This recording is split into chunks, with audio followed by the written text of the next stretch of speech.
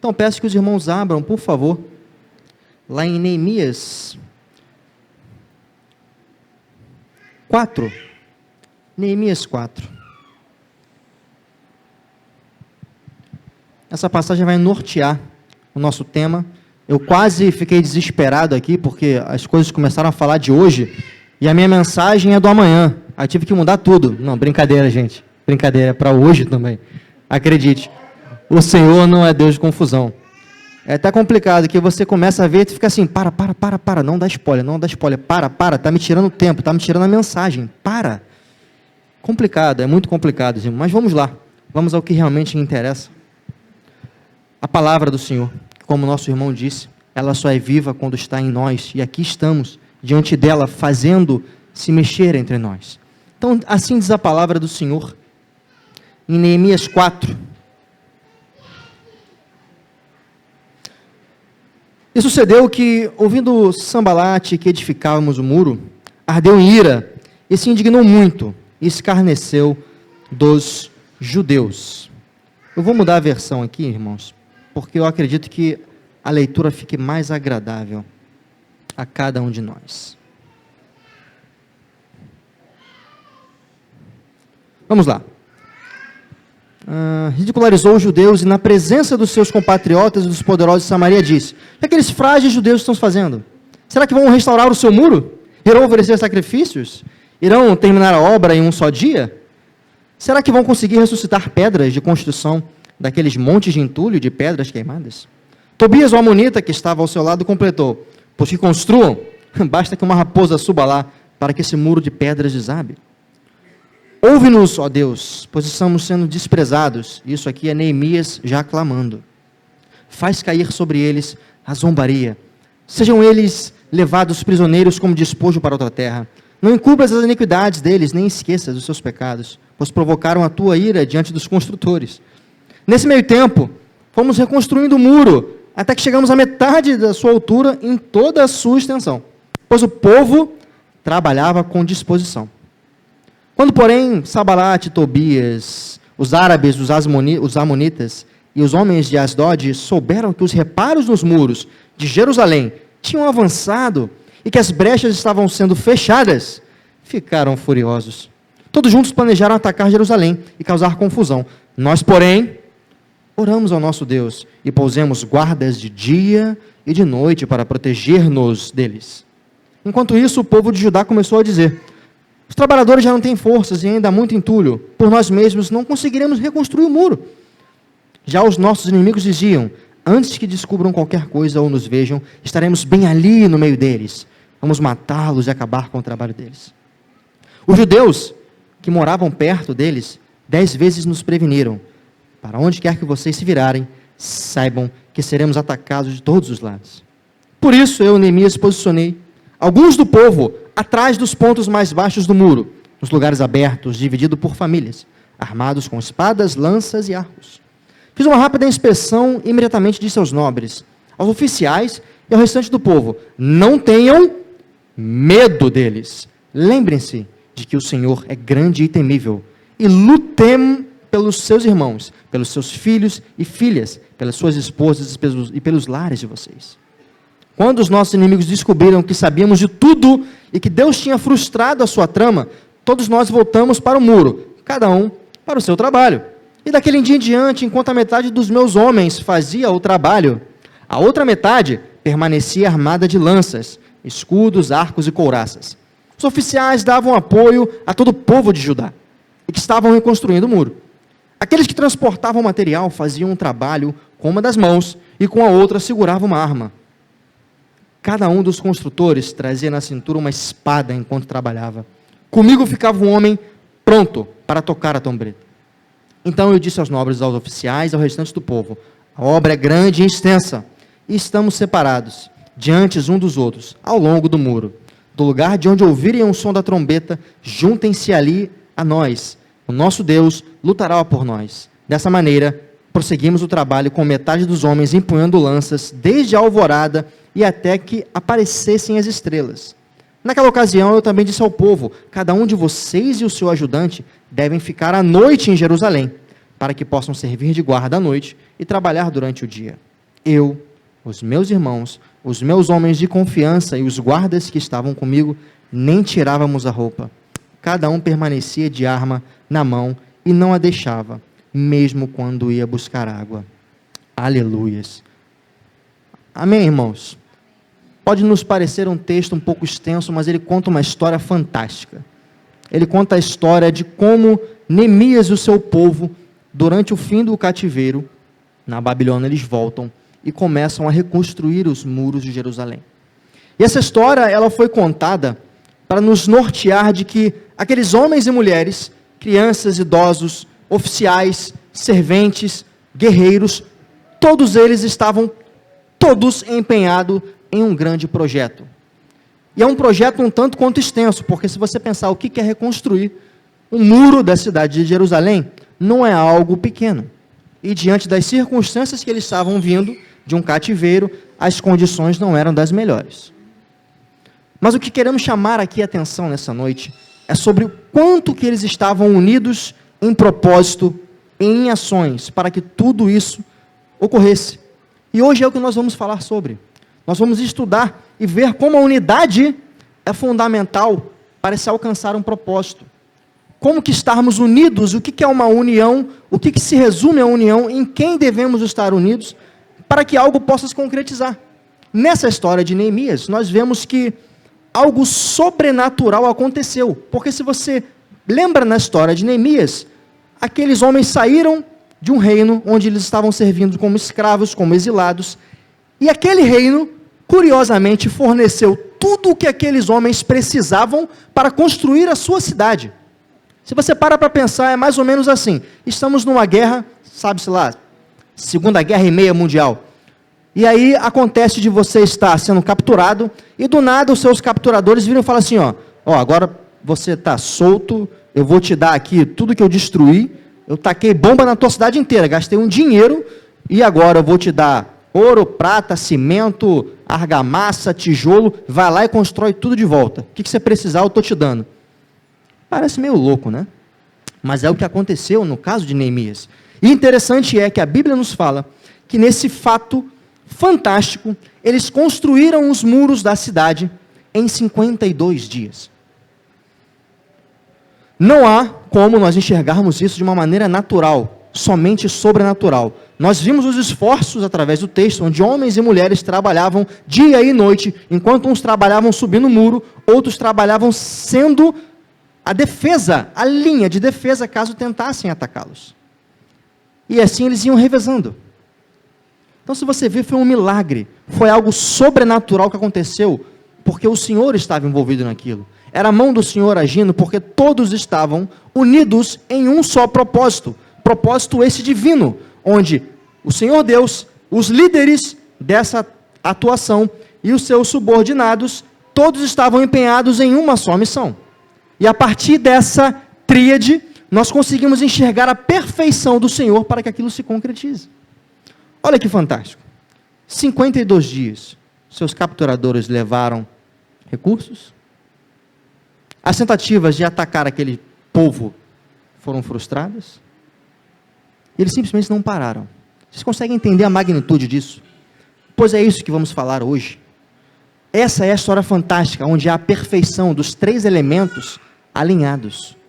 Mas, nem sempre esses três elementos, que é o Senhor, aquele a quem envia sua mensagem, o seu projeto, e aqueles que vão estar sob a liderança de alguém, cumprindo esse projeto, nem sempre isso funciona. E a própria Bíblia nos dá exemplos muito claros aqui sobre isso. E se hoje eu pudesse dar um nome a essa mensagem, ela seria construindo o reino na interseção da unidade. Olha que bacana, parece um nome complexo, um nome totalmente fora de nexo. Mas se você lembra lá do seu ensino médio, e você lembra daquela matéria amada chamada matemática, e se você lembra daquela parte fantástica chamada conjuntos, aquele monte de bolinhas, né, que vão cruzando uma com a outra, e vai aparecendo umas linhas que estão nos dois conjuntos, nos três conjuntos, nós achamos o que chamamos de interseção, que é o ponto comum entre que há de um e de outro. E como nós falamos de três partes Nós estamos falando de 3 conjuntos, e quando eles se unem na sua intercessão, há ali a construção do reino de Deus. Aleluia! Todos aqui estamos estudando para o Enem. A gente não brinca em serviço, a internet está ganhando inscritos, porque o Enem é presente nesse lugar. O Enem é estudado em cada mensagem, eu não estou brincando. Rapaz, isso é fantástico, porque aqueles que aqui estão serão cobrados de uma forma diferente no Enem. Porque se vier com nota baixa para o pastor, para o diácono, para o presbítero, meu amigo, se a gente olhar o que ele tirou nota baixa e lembrar que está nas nossas mensagens, dura coisa é cair no julgamento das mãos dos homens. Dura coisa é. Amém, irmãos? Pois bem, então, os nossos 3 conjuntos aqui, nada mais é do que a vontade do Senhor. É o primeiro e mais importante conjunto, porque dele vai ser entregue tudo que nós precisamos. O nosso segundo conjunto vai ser os homens que estão à frente pegando esse projeto e distribuindo para o povo. E o terceiro conjunto é o povo sendo liderado pelos seus profetas, pelos homens de Deus que estão à frente daquele projeto, para que seja feito todo o protocolo para que aquele projeto se cumpra. Nós vamos contar algumas historinhas para que isso fique bem claro à luz da Bíblia. Nós vamos entender agora, não o caso de Neemias, onde houve a perfeição dos 3 elementos, mas nós vamos entender, para que o reino de Deus se concretize nessa terra, quais são os problemas que nós temos em cada uma dessas partes. Porque se nós vemos somente a parte boa, nós não conseguimos entender quais são as falhas que nós podemos encontrar no meio do caminho. Nós não conseguimos entender quais são as pequenas pedrinhas que podem cair nos nossos sapatos e incomodar, e tropeçarmos, e evitar que aquele plano se cumpra. Então, a primeira parte que nós vamos falar é quais são os problemas que podem ser gerados em cada conjunto separadamente. Quais são os desafios que hoje eu e você enfrentamos ao estarmos agindo em nome do reino de Deus? Eu não sei se vocês têm percebido, irmãos, mas o Senhor, Ele tem me chamado a jejuar e orar e refletir sobre um tema chamado o reino, a cultura do reino, o que é o reino de Deus, o que somos eu e você dentro do reino de Deus, o que fazemos ou o que temos que fazer para que o reino dos céus se cumpra aqui na terra. E o Senhor tem me chamado a ministrar sobre isso, porque cada dia que se passa, nós vemos que o reino está começando a se dividir de uma maneira muito cruel. Divisões nós já estamos acostumados a ver ao longo de toda a história, inclusive da história de Israel. Mas nos tempos de hoje, nós estamos vendo que há uma divisão dentro do próprio reino. E essa divisão é muito interessante, que o nosso Senhor Jesus, Ele diz, lá em Mateus 12, do 25 ao 26, eu peço por favor, que bote aqui para mim na mídia, a nossa mídia e fotógrafa. Foi muito bacana vê-la vindo para cá e saindo para lá rapidinho, e vocês nem perceberam, foi fantástico. É porque ela é baixinha, gente, aleluias, aleluias. É estratégico, ela está exercendo a função dela no reino de Deus, irmão. Davi era pequenininho, e ruivinho, chama a atenção de longe, mas enfim. Por favor, bota na mídia Mateus 12, do 25 ao 26. Olha o que Jesus diz sobre esse tipo de divisões que começam a acontecer dentro de alguns templos. Eu não o chamarei de igrejas, porque a igreja ela é unida. Então, em templos onde a igreja está se organizando, acontecem algumas coisas. Olha o que o Senhor Jesus fala. Lá em Mateus 12, 25, diz o seguinte: como Jesus conhecia os pensamentos deles, ou seja, aqueles que estavam o criticando para tentar pegá-lo na curva, não é mesmo? Ele diz o seguinte: todo reino dividido contra si mesmo será arruinado. E toda a cidade ou casa dividida contra si mesma não subsistirá. Se Satanás expulsa Satanás, ele está dividido contra si mesmo, como então o seu reino subsistirá? Então veja, perceba que é uma grande estratégia você criar problemas dentro de um reino para que ele se divida e não haja unidade. Nós vimos na história de Neemias que a unidade é fundamental para que homens e mulheres trabalhem sobre o mesmo projeto, à égide do Senhor Jesus, para que aquilo se cumpra perfeitamente. E as pequenas dissensões, as pequenas partilhas e probleminhas e picuís que se criam dentro desse conjunto chamado reino, onde envolvem líderes e liderados, homens e mulheres, gera-se um problema muito grande. Ele não subsiste, ele não consegue. Então veja, um grande problema que nós enfrentamos é a divisão. E como nós conseguimos tratar essas divisões? Ora, geralmente divisões, elas surgem de divergências de pensamentos. Elas surgem de problemas na divergência de interesses. Porque se eu penso como você, dificilmente teremos um problema. Mas a partir do momento em que tem algo diferente que você pensa ou que eu penso, isso gera um conflito de interesses. E aí pode surgir uma dissensão, uma divisão. E o interessante é que a manifestação do poder divino ele é expresso através da unidade, da união do seu povo. Eu sou louco? Não, é o que está escrito. Joga para mim em João 17, a partir do versículo 20. Lembre-se, amados irmãos, eu sempre costumo dizer isso aqui, eu não invento coisas da minha cabeça, apesar dela ter uma memória assim, e uma criatividade tamanha que as pessoas começam já a falar isso para mim, mas eu não invento nada do que eu trago aqui nesse púlpito, porque eu tenho temor ao Senhor. Então tudo aquilo que eu venho, a irmã está morrendo de rir, tudo aquilo que eu venho trazer a vocês, não é imaginação da minha cabeça, não é a criação de uma história, mas na verdade é uma leitura a qual eu busco ser a mais correta possível das Sagradas Escrituras. Então o que eu estou falando aqui está aqui, ó, em João 17, a partir do versículo 20. Jesus ora falando, a minha oração, não apenas por eles, peço também por aqueles que crerão em mim, por meio da mensagem deles, que levarão o Evangelho, para que todos sejam um. Eu vou repetir essa parte e vou continuar. A minha oração, Jesus está falando, a minha oração, não é apenas por esses aqui, a qual já me receberam, mas para aqueles que ainda crerão em mim, através do Evangelho que será levado, para que todos sejam uma unidade, assim como homem e mulher se tornam uma carne só. O Senhor Jesus clama para que a sua igreja, quer aqueles que estão nessa porta, quer aqueles que ainda virão, ele clama que todos sejam um. E assim ele continua, Pai, como tu estás em mim e eu estou em ti, que eles também estejam em nós, para que o mundo creia que tu me enviaste. Perceba que a união é uma condição sine qua non para que a manifestação do poder divino e a crença nele se concretize. Não sou eu falando, é a palavra do Senhor. Por isso que é tão importante que nós sejamos um em Cristo. Por isso que é tão importante que o Espírito Santo de Deus habite em nós, para que tenhamos o que há de eterno e de santo dos céus em nós, para que aquilo possa se manifestar na glória daqueles que são ao nosso redor. Isso é uma condição fundamental. Fundamental.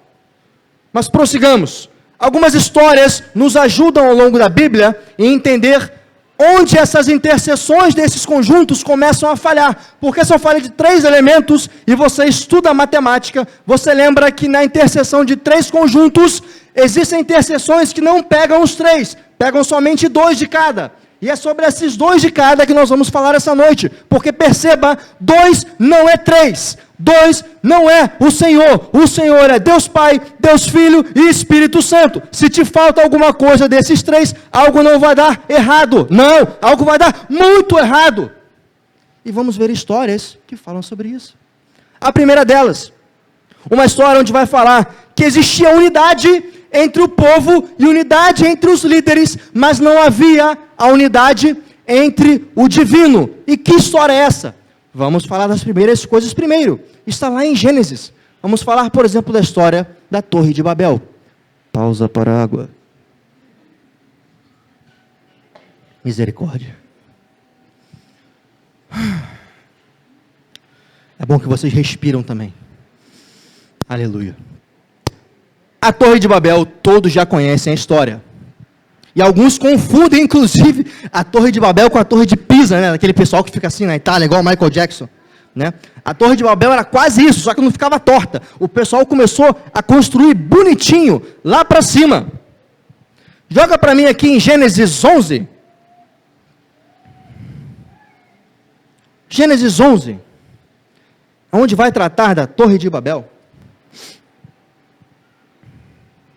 Gênesis 11, a partir do versículo 3, diz assim: disseram umas pessoas às outras: venham, vamos fazer tijolo, vamos queimá-los bem. Os tijolos serviram de pedras para eles, e o betume serviu de argamassa. Depois disseram, olha que ideia mirabolante, né? Venham, venham todos, vamos construir para nós uma cidade com uma torre que alcança os céus. Assim, prestem atenção. Assim, por que a gente vai fazer isso? A Bíblia fala, não é loucura, não é para tocar Deus. Não vamos ouvir historinhas do mundo lá fora. A Bíblia diz o porquê que eles estão fazendo isso.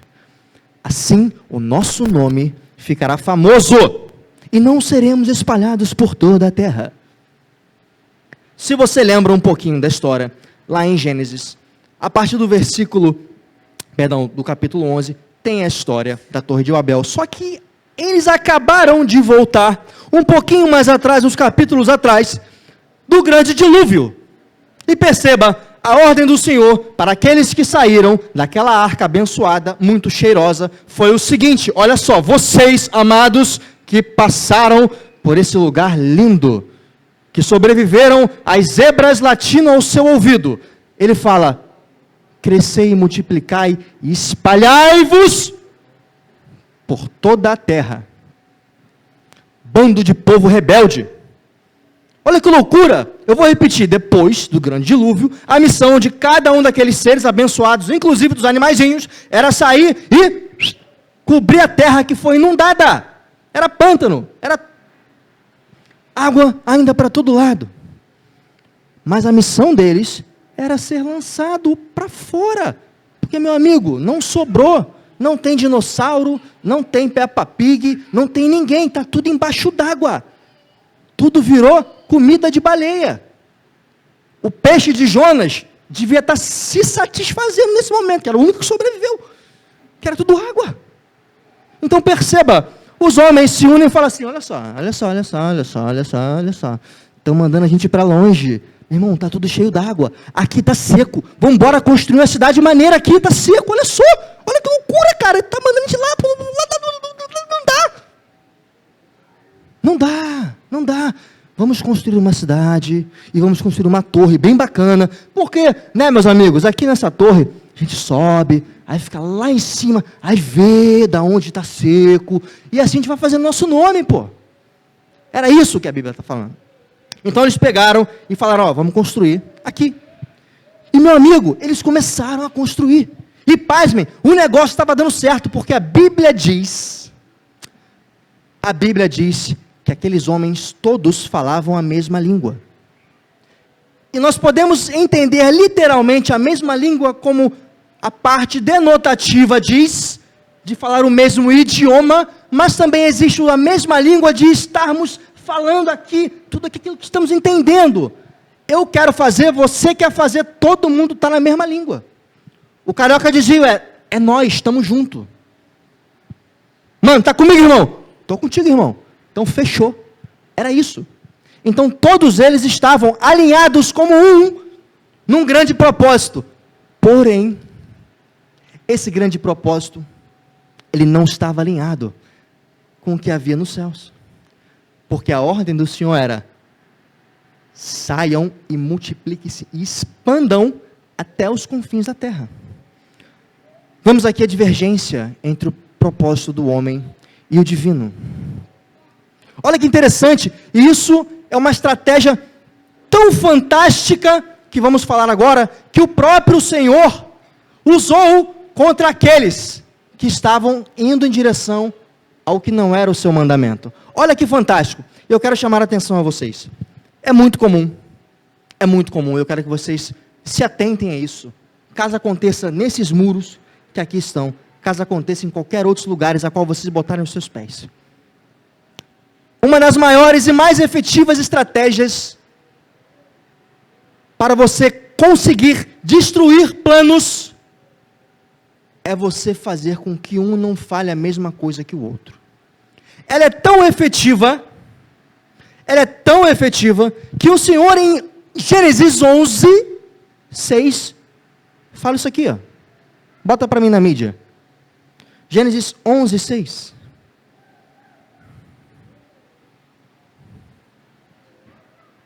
O Senhor disse: se como um só povo que fala a mesma língua, começaram a fazer isso, nada do que planejem fazer será impossível para eles. Próximo. Venham, e aí o Senhor, a Trindade está falando nesse momento, venham, Deus Filho e Deus Espírito Santo, venham comigo, venham com o papai, desçamos e confundamos a língua que falam, para que não entendam mais o que dizem uns aos outros. Próximo. Assim, o Senhor os espalhou dali por toda a terra, e pararam de construir a cidade. Olha que coisa fantástica. O Senhor, Ele foi cirúrgico na sua linha de ação. Ele falou, olha, eles não vão cumprir aquilo que eu preciso, aquilo que eu concordei e acordei com Noé. Eles estão fazendo o que não é o prometido. Para que eu consiga cumprir o meu plano, o qual não pode ser frustrado de maneira nenhuma, eu preciso fazer algo. Eu preciso que esses homens falem línguas diferentes. Eu preciso que esses homens não mais estejam 100% alinhados, porque vai de encontro ao que eu tenho planejado. E perceba que não só o Senhor Deus, o Todo-Poderoso, fez isso porque é uma grande estratégia e 100% eficaz. Hoje isso acontece dentro de templos para que as pessoas não alcancem aquilo que o Senhor tem para cada um dos ministérios. Vocês conseguem enxergar isso que eu estou falando? Eu estou falando grego? Ou estamos falando a mesma língua? A mesma língua, aleluia. Porque veja, é exatamente isso. Homens que estão servindo a homens. Pessoas que estão buscando objetivos que não estão alinhados. Existe uma confusão de valores dentro de templos, onde o divino está sendo deixado de lado, para que seja feita a vontade do homem. Pessoas almejando cargos para alcançar prestígio, para conseguir dinheiro, para conseguir influência, mas o plano de ir de pregar o evangelho para toda criatura e multiplicai-vos está de lado. Pelo contrário, estão assim, ó, reduzivos, que está caro, hein? É assim. Então percebam que quando há uma unidade, mas há uma discordância dessa unidade do que eu e você estamos fazendo com o plano de Deus, algo pode dar muito errado. E você pode sofrer as ações do Senhor, para que esse negócio comece a andar de uma forma diferente. Ainda aquele que for a boca de confusão, diz o Senhor. Cuidado. Mas tudo bem. Falamos só da primeira parte. Eu prometi a vocês que falaríamos dos 3 conjuntos, agindo 2 a 2, e não numa forma completa. Agora vamos falar de uma segunda história. A história de Moisés. Onde Moisés, todos conhecem muito bem toda a sua trajetória, e lembra que era um homem que estava com uma conexão diferenciada com o Senhor Deus. Ele tratava com Moisés, a Bíblia diz, de uma forma diferente, quase que face a face. Ele o tratava diretamente, ele falava diretamente a Moisés. Porém, nós lembramos que algumas histórias nos remetem a péssimos momentos, estando na pele de Moisés. Porque Moisés era o líder do seu povo. E, por vários momentos, Moisés estava em pleno acordo com o Senhor. 2 conjuntos muito bem ligados, diretamente. Mas a terceira parte, que cabia ao povo, não estava muito bem conectada com o que Moisés e o Senhor estava tratando. Não é verdade? Quantos aqui lembram, por exemplo, do que aconteceu lá em Êxodo 20, onde Moisés acabara de subir ao Monte Sinai, recebeu o primeiro download da história da nuvem. Ele pegou o download da nuvem, pesado, foi pesado aquele download, porque a pedra, meu irmão, é pesado. Então, ele pegou os 10 mandamentos, foi lá, chega pro pessoal, rapaziada, fiz o download. E o pessoal, eu vi, estourou tudo aí. Começou a pegar fogo, trovão, relâmpago, tá repangalejando para todo lado. E esse negócio não é maneiro não, Moisés. Quero isso não. A palavra diz o seguinte, em Êxodo 20, 18. Vendo-se o povo diante dos trovões e dos relâmpagos, e do som da trombeta e do monte fumegante, todos tremeram de medo. Todos tremeram de medo. Guarda essa palavra. Ficaram à distância. Próximo. Eles disseram a Moisés: fala tu conosco, e ouviremos, mas que Deus não fale diretamente conosco, para que não morramos. Próximo. Moisés disse ao povo: não tenham medo, Deus veio para prová-los, para que o temor de Deus esteja em vocês e os livre de pecar. Olha que interessante. Nesse momento, o Senhor, Ele queria falar já diretamente com o seu povo. Ele queria começar a trazer clareza a cada um daqueles que estavam assim desde o Egito. Será que Moisés é o cara mesmo? Será que ele é o bichão? Por quê? Não sei, né, cara? Vai, passou pelo mar, mas vai que era só, né, um furacão passando naquele momento. Né, esse negócio do pão caindo do céu, pode ser que seja, aqui cai, né, a gente nunca veio para cá, né? E começaram a duvidar várias vezes de Moisés. Então, haveria já um murmúrio por parte daqueles homens e mulheres, e o Senhor falou assim: olha só, esse povo está enchendo o saco, então, por que não querem ouvir minha voz? Eu falo com cada um deles. Aí quando ele se dispõe, o povo: não, dá trabalho, tu subiu 40 dias, tu ficou 40 dias sem comer, quero não, dá trabalho esse negócio de comunhão direta, fala tu, e qualquer coisa eu culpo você. Eu não quero saber de ligação direta. E veja, quais são os problemas quando o medo, ele toma conta de nós? Ou seja, o medo, ele desestabiliza toda a sua estrutura e faz com que aquele sistema, ele não funcione adequadamente. E quando você não quer ouvir uma comunicação direta, você fica escravo daquilo que falam para você. Parece muito ruim, mas as pessoas são assim hoje. Volto a dizer, em templos. Por quê? Porque é muito prático. Sabe por quê? Porque dá trabalho fazer igual a nossa irmã agora e dobrar o seu joelho e ficar e clamar ao Senhor. Dá trabalho você fazer algo a mais. Dá trabalho perguntar se realmente aquilo que você ouviu, se é exatamente o que você ouviu, ou se tem alguma fofoca no meio de caminho. Porque você tem que ir lá bater na casa do teu irmão: olha só, o que falaram aí? Tem que bater lá com o pastor: pastor, não entendi esse negócio. Tem que falar com a tua mãe: mãe, o que tu falou mesmo? Porque a dúvida é perigosíssima. Tanto é perigosa que é uma arma usada pela serpente no Éden. Quando a Eva fala assim: olha, eu fui proibida de comer ali, daquele fruto, essa é a cobra. Não, você não viu isso. Tem certeza? Não, você não poderia comer daquela outra, não. Eva: agora não sei, rapaz. Mas será? Não sei. Olha só que louco. A Eva, ao invés de esperar e perguntar para alguém, só existia mais um, esperar chegar o seu marido e perguntar para ele, ela pega aquela dúvida e é seduzida pelo prazer da dúvida, que gera a tentação de: e se não é mesmo? E ela vai e comete um grande problema.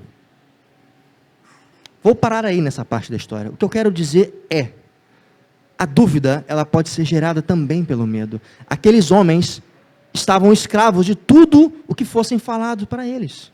E assim somos eu e você, quando não decidimos ler isso aqui.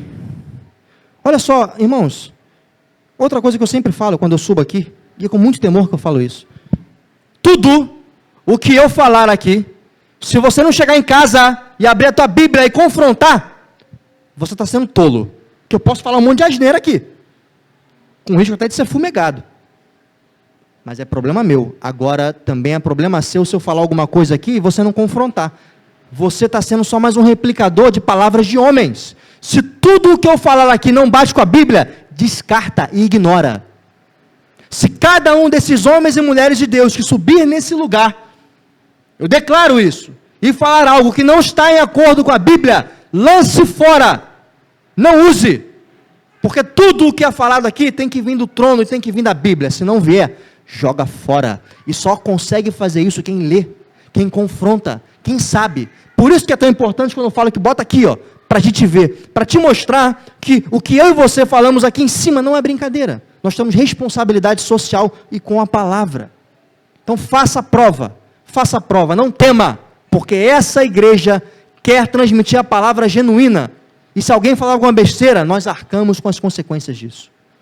Amém, irmãos? E por fim, uma última história, onde não temos o problema do líder e do Senhor, não temos o problema do homem e do seu líder sendo juntos, mas temos um problema diferente. Qual o conjunto que falta? É o Senhor está com seu plano em ação, o povo está cumprindo, e o líder está fazendo besteira, está tirando o cumprimento correto. É o que falta. E qual história? Já foi dado spoiler, por isso que eu quase bati o pé assim, fiz assim, ó, para mandar parar falar. É a história de Saul. Saul, ele dá 2 exemplos fantásticos para a gente, sobre o que não fazer, irmãos, quando você está na frente de pessoas. Onde um plano está sendo elaborado, um plano está sendo feito para uma igreja, para um tipo de ministério, e você é colocado, você é selecionado para estar lá, fazendo se cumprir aquilo, e gerenciando pessoas, e você vai e faz besteira. Saul mostra 2 vezes o que você não deve fazer. Saul mostra 2 vezes o que eu e cada um desses líderes que aqui estão não devemos fazer. Bota para mim lá em Samuel 13, por favor. Enquanto você abre a sua Bíblia, eu bebo mais água.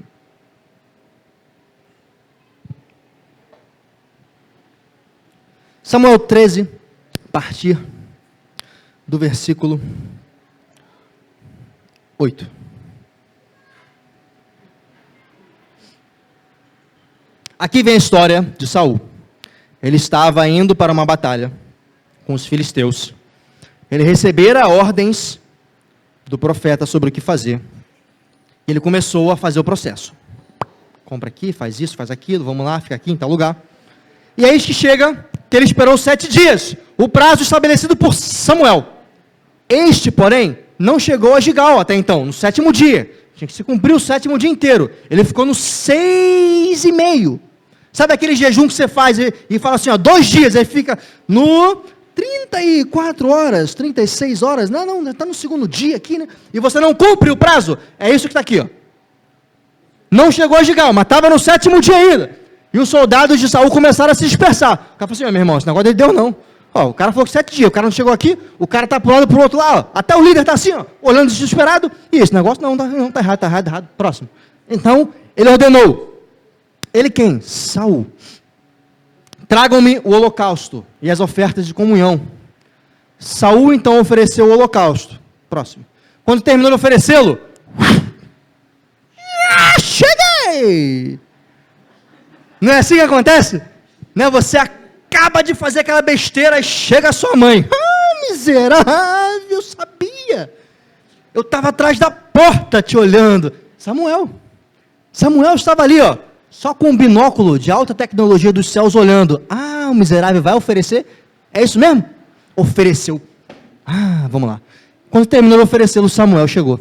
E Saul foi saudá-lo. Aquela cara, né? Samuel perguntou, o que você fez, cara? O que você fez, Saul? Ele respondeu, olha, quando eu vi os soldados estavam se dispersando, né, que já que tu não tinha chegado no prazo, jogou a culpa pro cara. Eles estavam se dispersando porque você não apareceu. E os filisteus estavam reunidos em Micmais, ou seja, o cara estava supondo que ele estava já todo mundo armando ali em cima dele. Pensei, agora os filisteus desceram contra mim em Gilgal, e eu não busquei o Senhor. Por isso, eu me senti obrigado a oferecer o holocausto. Vai passar. Samuel disse a Saul, você agiu como um tolo. O Senhor é lindo, né, gente? Porque ele botou a palavra tolo. Pense na palavra do profeta. Não foi tolo. Eu tenho uma forte impressão, irmãos. Desculpa esse parênteses. Eu tenho uma forte impressão de que, nessa passagem, Jesus soprou no ouvido de Samuel, para ele falar assim, ó, raça de víboras, Eu adoro essa expressão, raça de víboras. Eu acho que aqui foi a primeira vez que isso foi falado. Raça de víbora, Saul. Fecha parênteses. Você agiu como um tolo, desobedecendo o mandamento que o Senhor, seu Deus, ordenou a você. Se tivesse obedecido, ele teria estabelecido para sempre o seu reinado sobre Israel. Pode parar. Perceba que nesse caso, a liderança, aquele homem que estava responsável por cumprir o restante das obrigações oficiais, em fazer apenas a sua parte, a parte talvez a mais fácil, que seria esperar. Você não está no fronte de batalha, todo armado, esperando tomar a flechada. Não, ele estava lá naquela tenda, esperando o profeta chegar. E ele não soube esperar. E muito pelo contrário, ele deixou que o medo tomasse conta de si, e se desesperou diante de uma ordem. E simplesmente foi e fez aquilo que não era para ele ser feito. Aqui nós vemos o medo agindo com a impaciência. Assim como eu e você às vezes fazemos. Eu usei o exemplo do jejum, mas veja, às vezes promessas envolvem outras coisas, além de abrir mão de comer e beber. Envolve só você esperar porque Deus está agindo. Lembra do exemplo que falamos aqui, algumas semanas atrás, sobre o vaso de barro, quando ele é molhado pela água, aquela água ela tem que começar a agir, até amolecer. Tu já tentaste lavar um pote com açúcar grudado no fundo? Meu amigo, você não lava aquilo. Se tu tentar com uma faca, tu vai furar o pote, mas tu não tira o açúcar. Sabe por quê? Quando você bota água, a água tem que agir em cima do açúcar. Se você deixar 1 minuto com água ali, ela vai fazendo a hidrólise, né, que é a reação da quebra da molécula do açúcar pela água. Depois dilui de uma maneira que, se você não espera, você fura o pote, mas não tira a sujeira. Foi exatamente isso que Saul fez. E pasmem, teve uma outra situação, 2 capítulos apenas, a qual nós não vamos botar aqui, mas nós vamos tratá-lo. Aquela célebre situação onde ele estava de novo em uma questão de batalha, agora não contra os filisteus, mas contra os amalequitas, e ele vai, e o Senhor fala bem claro, olha só, meu amigo, tu já deu mole, eu vou ter que falar 2 vezes. Vai, destrói todo mundo e não pega nada desses caras, porque eu estou amaldiçoando. Eu não quero saber de boi, de galinha, de codorna, mata tudo. Está entendendo? E o profeta foi e disse isso para Saul. Aí o Saul, claro, pô, meu chefe, é agora que eu vou me redimir. E vai, e chega lá, e começa a matança, a batalha rola, é tiro para cá, é tiro para lá. E quando você vê, vai, os israelitas vencem a batalha, e todo mundo fica assim, ó.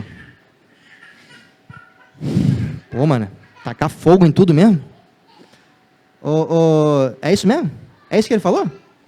Aí o Saul, ele falou para tacar fogo, né, mas, pô, olha só, esse bezerro aqui, feio pra caraca, isso aqui eu vou tacar fogo, mas olha aquele boi ali, pô, aquele boi ali, se botar para cruzar, vai sair a raça Nelore, Angus, esse boi aqui é Montana, esse boi é o Aguil, meu irmão, a carne disso aqui é caro, bota para cruzar, a gente vai ficar rico, por que tem que matar essa pedra preciosa, olha só, essa garrafa verde, cara, de vidro, coisa linda, porque eu tenho que quebrar isso aqui, Senhor, tu sabes de todas as coisas, é um sacrifício para o Senhor, eu vou te dar o melhor boi, eu vou pegar aqui, ó, o melhor boi, vou fazer um bife de wagyu e vai subir com um aroma agradável, aleluia, glória a Deus, quem sabe o cheiro da gordura do boi, meu Deus do céu, chega, enfim, volta para a mensagem, a verdade é que Saul pegou e fez exatamente esse teatrinho que nós fizemos aqui nesse momento.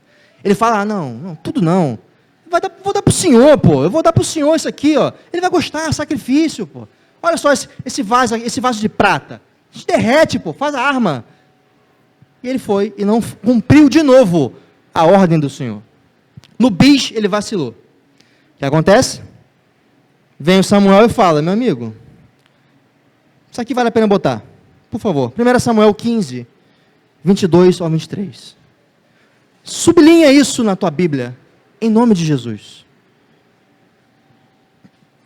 Eu ainda tenho 2 minutos. 2 minutos. 2 minutos. Samuel, porém, respondeu, acaso tem o Senhor tanto prazer em holocaustos e em sacrifícios, quanto que se obedeça a sua palavra? Em Saul. Por acaso o Senhor tem tanto prazer em holocaustos e sacrifícios quanto que se obedeça a sua palavra? A obediência é melhor do que o sacrifício, e a submissão é melhor do que gordura de carneiros e de bife wagyu. Saul. Aleluia. Pois a rebeldia é como o pecado da adivinhação, a arrogância como o mal da idolatria. Como você rejeitou a palavra do Senhor, assim ele o rejeitou como rei. Perceba, um líder, a qual era para conduzir o seu povo e fazer-se cumprir o que era necessário, fez algo totalmente errado e induziu o seu povo a pecar contra o Senhor. E às vezes eu e você fazemos isso dentro de nossas casas, a qual nós somos os líderes e sacerdotes, e chegamos lá e nos omitimos de falar o que tem que ser falado,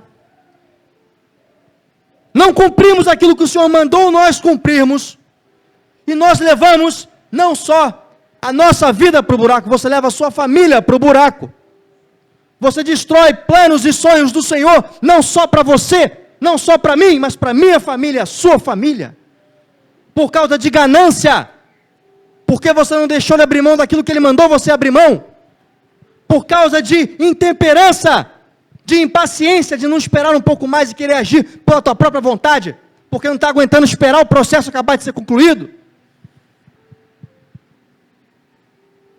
Eu e você fazemos isso dentro da nossa casa. E às vezes, homens e mulheres fazem isso dentro de templos. O que é mais triste ainda, porque você envolve um maior número de pessoas. E como um cego pode guiar outro cego por aquela porta?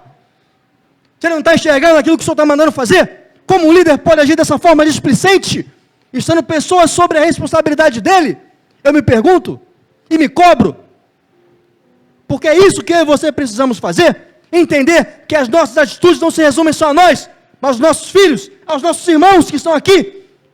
É sobre isso que hoje o Senhor vem nos falar, sobre unidade, sobre a importância de cada um, quer seja liderado, quer seja líder, quer seja homem ou mulher, ministro ou não, diácono ou não, aquele que serve, aquele que obedece, todos têm que estar falando a mesma língua.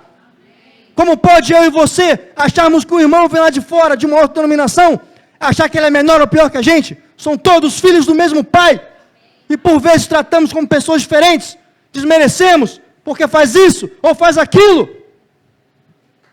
Como pode isso? Isso não é da casa do Senhor, porque um reino dividido não subsiste, e é por isso que estamos tardando a vinda do Senhor, porque a sua palavra em Efésios diz muito claro, Efésios 4:11, diz o seguinte: Ele designou alguns para apóstolos, outros para profetas, outros evangelistas, outros ainda pastores e mestres, com o fim de preparar os santos para a boa obra do ministério. Por que tem ministérios diferentes? Diz assim a palavra: para que o corpo de Cristo seja edificado, até que todos alcancemos o quê? A unidade da fé. Para que todos alcancemos a unidade da fé. É por isso que existem ministérios, para que cada um possa servir conforme o dom de Deus, agindo sinergicamente e não em conflito. Ah, porque o meu ministério é melhor, porque o meu é mais importante, porque ir para a rua pregar e entregar comida é mais importante do que cuidar de som, e de caixa de som, e de violão. Isso não é uma competição. Isso aqui é a obra do Senhor, e ela é feita para que cada um exerça aquilo que Ele entregou para cada um de vocês. Como podemos ficar sentados assistindo tudo isso e não nos movermos? Você não tem que estar aqui em cima, com calor e morrendo de sede, pregando. Não é melhor ou pior. Você tem que estar fazendo o que o Senhor está mandando você fazer. Porque não adianta nada um povo unido em cadeiras bonitinhas, com ar-condicionado funcionando, se não está conforme o plano do Senhor. O que Ele vai fazer? Ele vai dispersar todo mundo, vai criar confusão, porque Ele assim já fez, para que Ele limpe e entrem novas pessoas. Porque não adianta encher esse lugar de pessoas em cadeiras, se elas não estão servindo a Ele. Não adianta. Do que adianta eu ficar eu e você aqui conversando, amém, glória a Deus, aleluias, e ali do lado de fora cheio de gente precisando da gente. Nós temos que ter gente para sair daqui e levar o Evangelho. E não é só evangelista, porque o Evangelho é levado, não pela palavra somente, porque a palavra, ela é viva quando está entre nós, quando está dentro de nós. Se ela está na minha Bíblia, eu estou andando, eu não estou levando o Evangelho, eu estou levando um livro. Não adianta, não adianta. A palavra tem que testificar na tua vida, tu tem que dar testemunho, tu tem que dar frutos, porque a fé sem obras, ela é morta. Meu Deus do céu, eu peço que vocês todos se coloquem de pé, em nome de Jesus, porque a mensagem está acabando.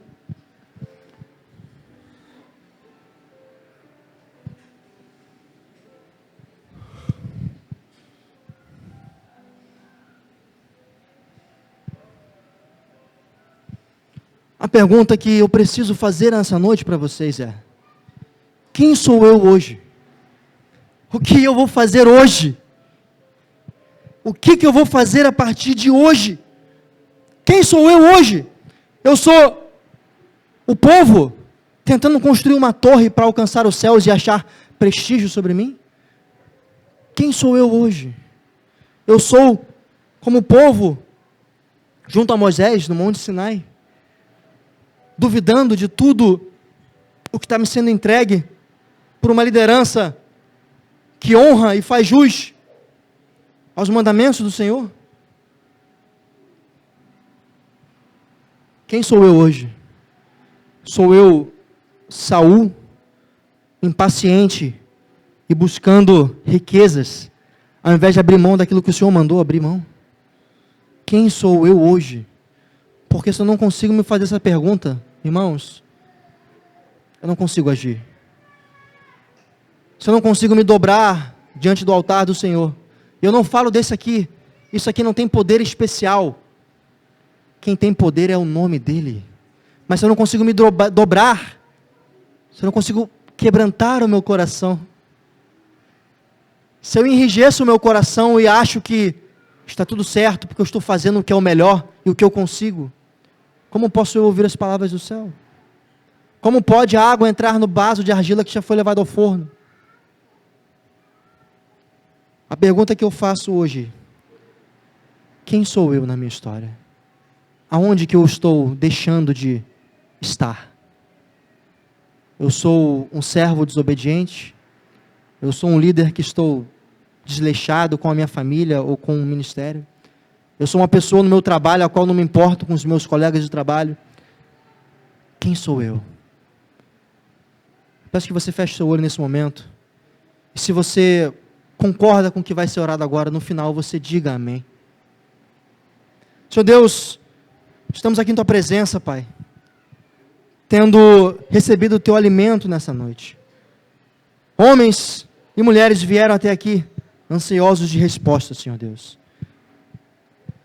Eles vieram clamar a Ti por respostas, eles vieram dobrar os seus joelhos diante do Teu altar, para um algo a mais, e o Senhor trouxe uma palavra a eles, Senhor.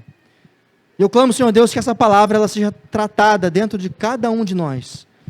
Porque primeiro assim, Pai, essa palavra foi ministrada ao meu coração. Muito antes de trazer ao Teu povo, o Senhor ministrou ao meu coração sobre isso. Eu Te agradeço, Senhor Deus, pela oportunidade. E eu peço que essa semente que está sendo lançada em cada um desses corações possa ser arada e tratada pelo Teu Espírito Santo. Senhor Deus, que cada homem e mulher aqui presente possa pegar um balde de água e regar essa semente dentro de si, através da leitura da palavra e de ações. Senhor Deus, eu clamo que homens e mulheres rompam com a barreira da inércia nessa noite, ainda hoje, e tomem decisões, a qual o Teu Espírito Santo nesse momento está incomodando em cada um dos corações.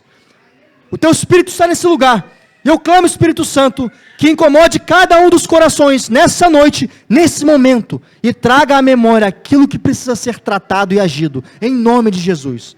Para que a nossa unidade, Senhor, não seja entre homens, mas para que a Trindade possa ser representada através da ligação dos Teus profetas, da Tua palavra, de nós e da Tua santa vontade, Senhor Jesus. Eu Te bendigo e Te louvo, Pai, porque Tu és tremendo e maravilhoso. E é somente a Ti que é dado toda a honra e glória e todo louvor, Senhor. E nós, como igreja, clamamos: Senhor Jesus, venha. Ajuda-nos, Senhor, a sermos conforme o Teu querer. Venha-nos e através de nós, Pai, faça a Tua vontade. Venha o Teu reino nessa terra como é nos céus. Sejamos nós, Pai, pela Tua permissão e pela Tua misericórdia, elementos que vão instaurar o reino de Deus em cada uma das cidades do Rio de Janeiro, em cada estado desse Brasil, em cada nação desse mundo. Senhor, usa-nos conforme a Tua vontade. É o nosso clamor, Papai, e o nosso agradecimento em nome de Jesus. Amém e amém.